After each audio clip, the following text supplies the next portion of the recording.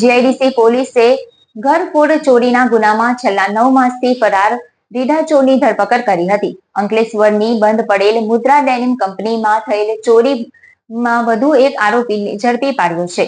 અગાઉ 5 આરોપીની ધરપકડ કરાઈ હતી. કંપનીમાંથી 2.83 લાખની ચોરી થઈ હતી. કંપનીમાં સંડોવાયેલ ગૌરવ ઉર્ફ મુરગી ઉર્ફ ગોરિયાને મીરાનગર ખાતે હોવાની ચોક્કસ માહિતીના આધારે ઝડપી પાડ્યો હતો.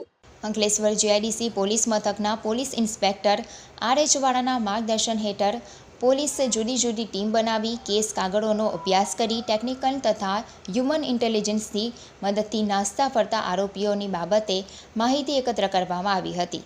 તેના આધારે અંકલેશ્વર જીઆઈડીસી પોલીસ સ્ટેશનમાં નોંધાયેલ એપ્રિલ મહિનામાં મુદ્રા ડેનિમ કંપનીમાં 2.89 લાખની અન્ય એક ચોર હજુ વોન્ટેડ હતો, જે ઘરફોડ ચોરીના ગુનામાં છેલ્લા 9 માસથી નાસ્તો ફરતો આરોપી એવા ગૌરવ ઉર્ફ મરઘી ઉર્ફ ગોરિયા ગોંડને ઝડપી પાડવા CRPC કલમ 70 મુજબનું વોરંટ પોલીસે મેળવ્યું હતું અને વોરંટ મળ્યા બાદ ગૌરવ ઉર્ફ મરઘી ઉર્ફ ગોરિયા ગોંડ હાલ રહે મીરાનગર સારંગપુર ખાતે હોવાની ચોક્કસ માહિતી મળતા જ જીઆઈડીસી પોલીસની સર્વેલન્સ સ્ટાફની ટીમ મીરાનગર ખાતેથી ઝડપી પાડ્યો હતો.